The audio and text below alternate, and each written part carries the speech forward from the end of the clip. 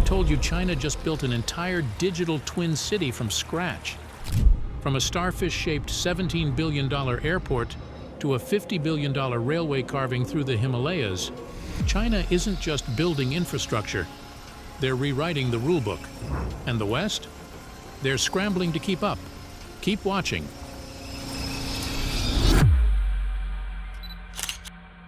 Xiongan New Area, China's high-tech city of the future. 60 miles south of Beijing, on land that was farms and fishing villages in 2017, China is building a city designed for 5 million people from absolute scratch.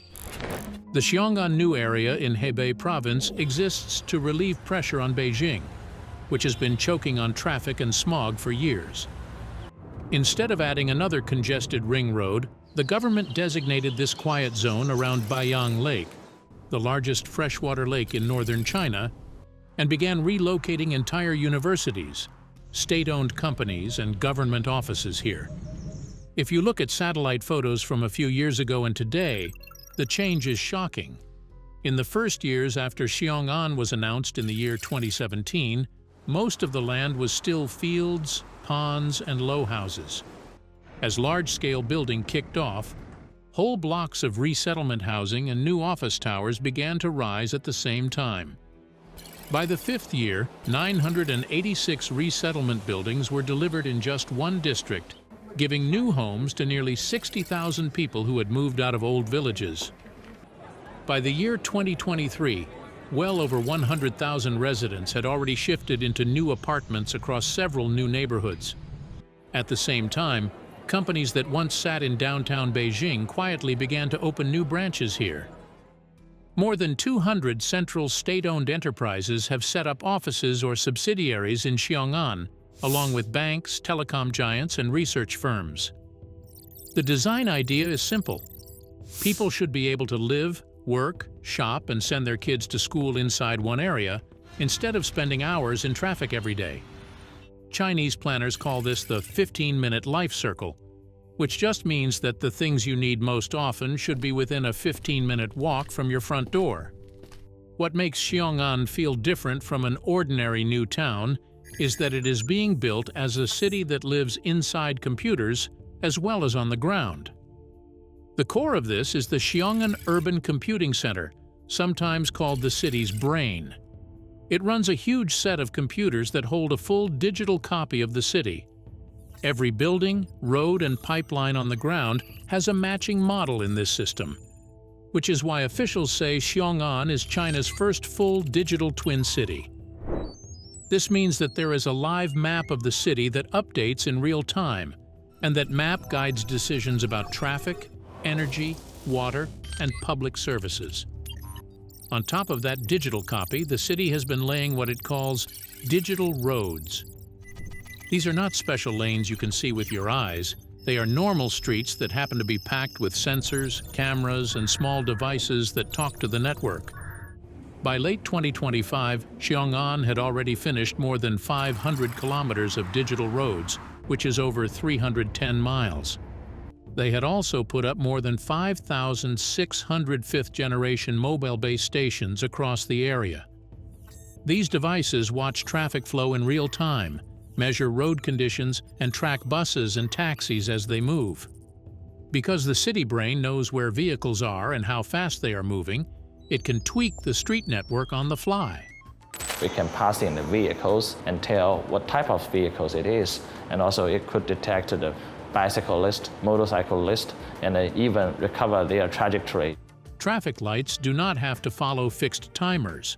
They can stay green longer on one side of an intersection if the system sees a long line building up. Emergency vehicles such as fire trucks or ambulances can be given what officials call green waves, where the system lines up a run of green lights in advance along the route so the vehicle does not have to stop. The same network is used to test self-driving buses that talk to the road, getting live warnings about obstacles or lane changes sent straight into their control systems. Xiongan is also meant to fix another big weakness of northern Chinese cities: flooding after heavy rain. The ground here is part of the Baiyang Lake wetland system, with rivers and canals that used to spread out and soak up water. Many older towns covered those parts with concrete, which made floods worse. In Xiongan, planners say they want a sponge city, which is just a city that acts more like a sponge than a hard floor. That means building new lakes, ponds, and green belts that can hold water when it pours, and then slowly release it or clean it. Trees and parks are another part of this plan.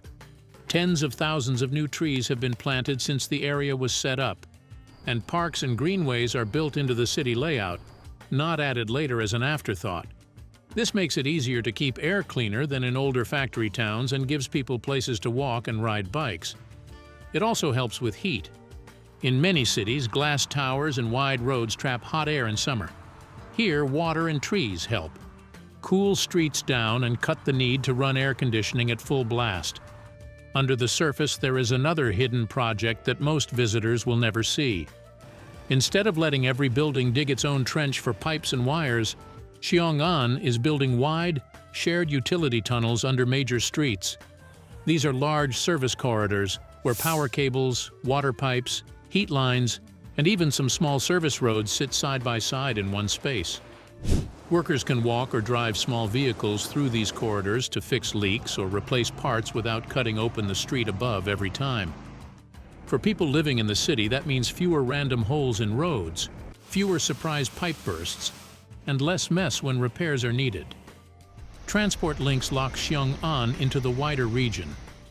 A high-speed rail line now runs from Beijing toward the new area, with trains that can reach the zone in well under 1 hour. New expressways connect downtown Beijing, the airport, and Xiongan in a direct line, making it clear this is not a side project.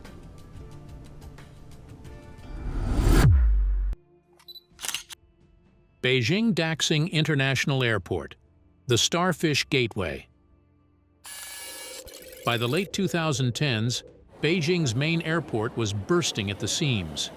Beijing Capital International was built to handle roughly 83 million passengers a year, but more than 100 million people were squeezing through it, making it one of the most crowded major airports on the planet. Flights were delayed, and terminals felt packed. China's answer was not a small extension on the edge of town. It drew a completely new airport on open land between Beijing and the nearby province of Hebei, about 29 miles south of the city center. Construction on the new site at Daxing started in late 2014, and less than 5 years later, in late 2019, Beijing Daxing International Airport opened to regular flights. The scale of the build is hard to grasp at first. The main passenger terminal covers about 7.5 million square feet. With the ground transport center buried under it and the runways and support zones spread around it, the airport takes up close to 18 square miles of land. Building all of this took an army of people and money. More than 40,000 workers were on the project at its peak. The airport itself cost roughly $17 billion to build, and the wider railways, highways, and support projects around it pushed the total bill toward the $60 billion range. From above, the terminal looks like a starfish that has spread out 6 arms across the ground. That shape is not a design trick. It is a simple answer to a common problem in big airports. Passengers hate long walks. At Daxing, planes can park close to the center, and the walking distance from the main security area to the farthest gate is kept to a short, straight route. Instead of scattered buildings, almost everything feeds into one main hall and its 6 wings. Inside, the building stays clear and easy to read, even for someone who has just stepped off an overnight flight and is half asleep. 6 big columns drop from the curving roof to the floor and help carry the weight above. Around them, a network of skylights lets natural light pour into the space and acts like a built-in map, guiding people toward the center or out along the gates without them having to stare at signs every few steps. The layout also borrows a very old Chinese idea. Many traditional homes and palaces are built around a central courtyard, a shared open space that everything else faces. Daxing's terminal takes that basic pattern and stretches it to airport scale, with a central gathering space under the highest part of the roof and 6 arms radiating out from there. What most travelers never see is the digital layer underneath that makes the building run. Every checked bag travels with a tiny radio tag attached to it, part of a system called radio frequency identification. Instead of relying only on barcodes and human eyes, the airport can track each piece of luggage as it moves through conveyors and sorting machines, route bags faster, and find problems more easily. For many passengers, that means bags show up sooner and with fewer mistakes. Energy and climate control are another place where the airport pushes past older designs. Heating and cooling a space this large could easily become a major source of fuel use and pollution, so Daxing uses a ground source heat pump system under and around the airport. In simple terms, long loops of pipe are buried deep below the surface where the temperature stays fairly steady all year. In winter, the system pulls heat out of the ground and uses it to warm the terminal. In summer, it sends heat back into the earth and pushes cooled water through the building. Together with rooftop solar panels and more efficient glass, this setup lets a share of the heating and cooling come from cleaner energy instead of gas alone. Water and rain are handled with the same kind of planning. The runways and aprons sit on low land, so heavy storms could easily flood them. To avoid that, the airport uses a two-step drainage system with buried pipes, pump stations, and open channels that move rainwater away quickly and store part of it for reuse. Inside the terminal, a rainwater collection system helps reduce the load on local water supplies, which matters in a dry region like northern China. On the passenger side, many of the smart systems show up as small time savers. Facial recognition gates at security and boarding can match a traveler's face to their ticket and identity in a few seconds, cutting down the time spent in line. Automated check-in kiosks and self-service bag drops handle a big share of passengers, so staff can focus on people who really need help. Behind the scenes, a control room watches data streams from across the airport to catch problems early, whether it is a line building up, a delay on the runway, or a system that needs maintenance. Daxing was never meant to stand alone as a distant outpost. From day one, it was plugged into the transport map of northern China. High-speed trains on the Beijing to Xiongan line stop directly under the terminal, so a passenger can step off a bullet train and go straight upstairs to check in. A dedicated airport express line on the Beijing subway brings people from the city in about 20 minutes. Expressways link the runways to the wider highway network, so trucks, buses, and private cars can reach the airport without crawling through downtown traffic. The early numbers show how fast this new gateway is ramping up. In its first full years of operation, Daxing handled tens of millions of passengers, even while global travel was still recovering. Combined with Beijing Capital, the two airports now move well over 100 million people a year, and that total is expected to keep rising over the next decade as more routes shift to the new airport and its 4 runways move toward full use. Shenzhen-Zhongshan Link, slicing across the Pearl River Sea. Before June 2024, driving from Shenzhen to Zhongshan meant a 2-hour journey around congested bridges or unreliable ferries.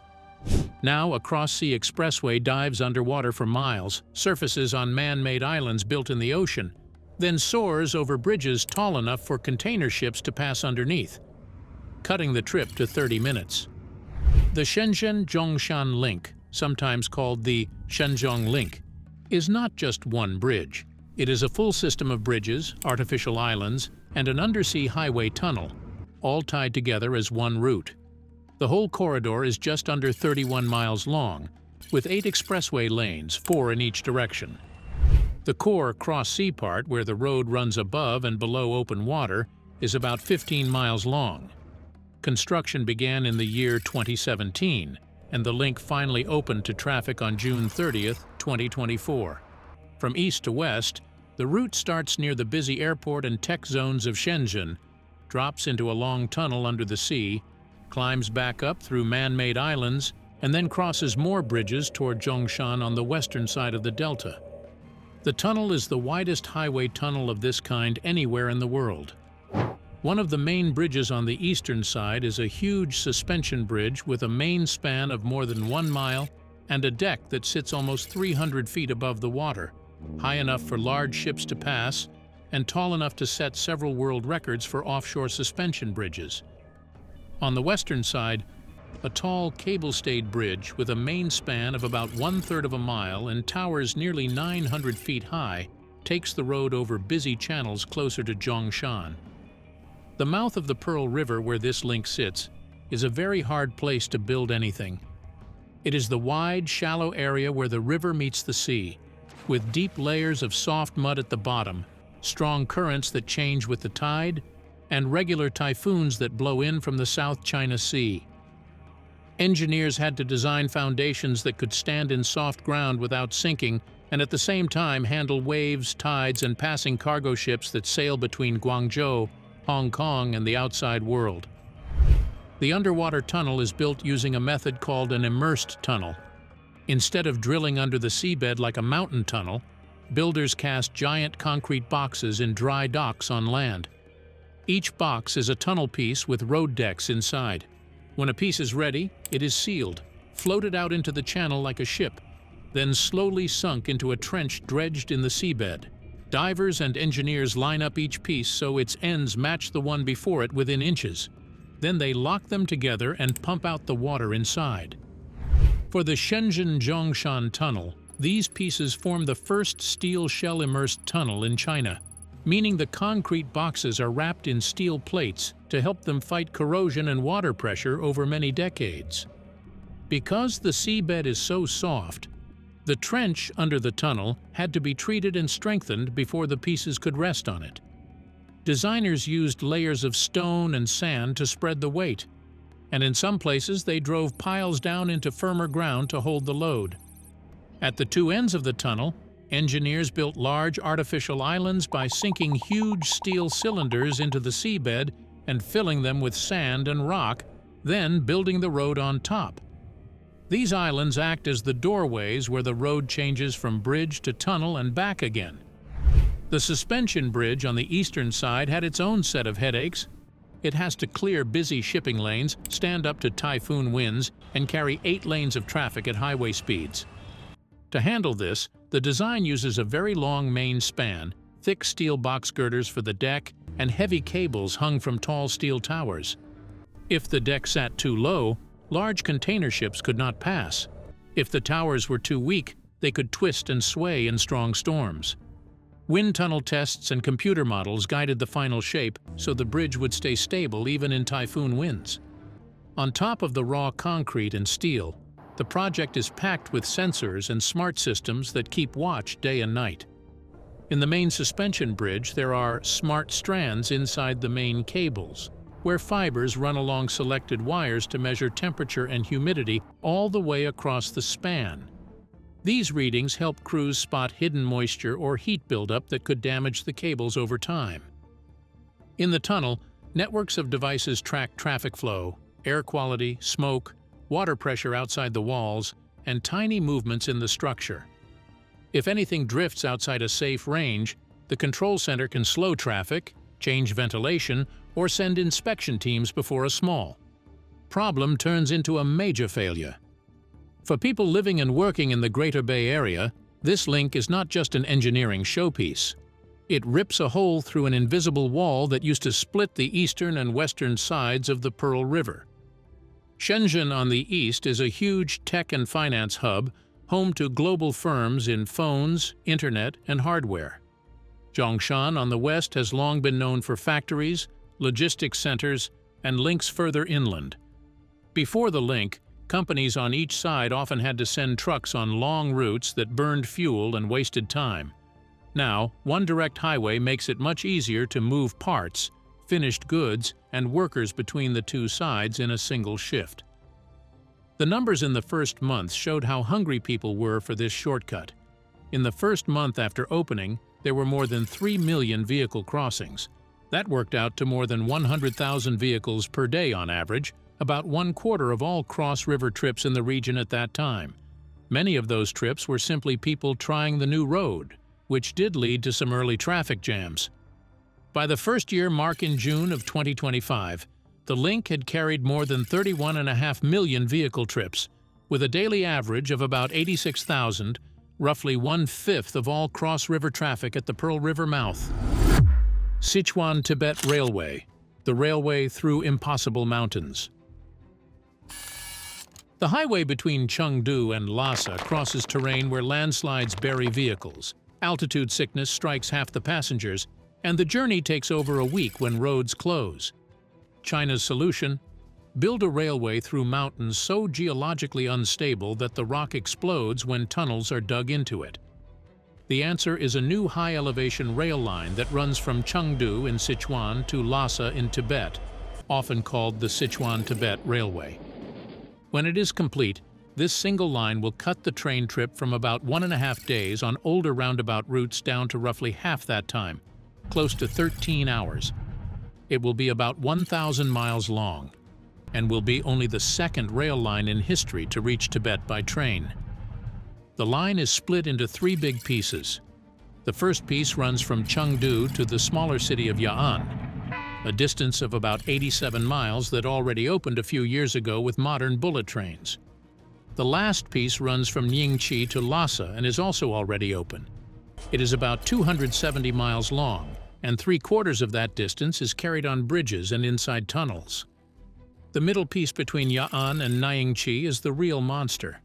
It stretches for about 630 miles and crosses some of the most difficult ground on the planet, and that is the part crews are now fighting to finish. The line begins in the low, warm Sichuan Basin, where Chengdu sits at a height of only about 1,600 feet above sea level. Then it climbs toward the Tibetan capital, which lies at almost 12,000 feet on a high flatland called a plateau. Along much of the route, the trains will run at heights where the air holds much less oxygen than at sea level. Winter nights drop well below freezing, and the ground is locked in ice for long parts of the year. Engineers say that roughly 9/10 of the line runs at high plateau height, where every piece of work is harder, slower, and more dangerous for both people and machines. In that central section from Ya'an to Ningqi, the project stops looking like a normal railway and starts to look like science fiction. Studies show that this part alone will hold more than 70 tunnels, with a total tunnel length of more than 500 miles, and many of those tunnels run for more than 20 miles without a break. The longest of them, called the Xiongan Tunnel, will be about 26 miles long on its own, making it one of the longest rail tunnels anywhere on Earth. Other tunnels like Milin and Bayou cut through hot, stressed rock, where the natural heat of the ground is so strong that special cooling systems are needed just to keep equipment from failing. Almost the whole railway across this middle part will sit either on bridges or inside tunnels. There is very little normal track laid directly on open ground. The main enemy for this project is the ground itself. The line crosses active fault zones, which are cracks in the earth where quakes can start, and it passes steep slopes made of layered rock that can slide when shaken or soaked with rain. When workers dig a tunnel here, they sometimes face something called a rock burst, which is a sudden violent break of rock deep underground. In simple terms, the rock has been under pressure for millions of years. When a tunnel opens a hole, the rock can snap and explode into the void. To deal with this, crews use heavy steel ribs, fast-setting concrete, and dense rock bolts to hold the tunnel walls together as soon as they are exposed. On the surface, they build strong retaining walls, drainage ditches, and slope covers to keep rain from soaking into weak layers and setting off landslides. Sensors in key spots watch for tiny shifts in the ground and send warnings if the slope starts to move. The climate makes everything worse. Along parts of the route, crews work at heights of more than 10,000 feet, where walking a short distance can leave a person out of breath. Many workers follow a high-low cycle, living some days in high work camps and then returning to lower towns to recover before going back up again, so their bodies can cope with the thin air. In summer, the sun at high altitude can be harsh even while the air stays cool, and in winter the wind cuts through normal clothing and freezes exposed skin in minutes. Machines do not like these conditions either. Then there is the water. The line follows and crosses major rivers in this part of China, including sections of the Yarlung-Tsangpo Valley near Ningqi, where the open line already uses more than 120 bridges and almost 50 tunnels to weave up and down the river.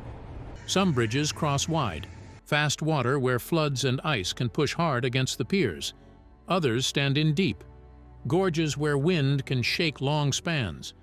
To reduce risk, designers use tall, strong piers with wide bases, deep piles buried into solid rock, and flexible joints that can move a little during a quake instead of snapping. The cost of pushing a railway through such ground is huge.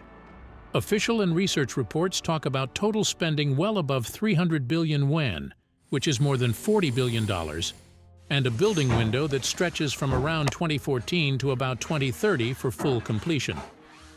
Survey work alone has taken decades, as teams walked and mapped valley by valley to find a line that trains can safely follow. In many Western countries, a much simpler high-speed line across flat farmland can take 10 or 20 years of talk, court fights, and partial work before a single train runs. Here, China is throwing money, labor, and political focus at a route that many engineers once thought was too risky to even attempt. For people in western Sichuan and eastern Tibet, this line is more than a headline about speed records. Once trains run all the way through, small towns that now sit days away from major cities by road will be only hours away by rail. Doctors and patients will be able to move faster between large hospitals and remote clinics. Farmers and shop owners will have a much easier way to send goods to bigger markets and bring supplies back home. Tourism will also change. Instead of only the strongest travelers who can handle long bus rides in thin air, many more people will be able to reach these mountains and spend money in local hotels, restaurants, and guides. The line also has a clear military and political side. Indian and Western analysts have pointed out that once the railway is complete, China will be able to move troops and heavy equipment toward the border with India faster than ever before. Freight trains will carry fuel, building materials, and weapons along the same tracks that carry tourists and farm goods. Thanks for watching. Now check out the videos popping up on screen for more unbelievable stories.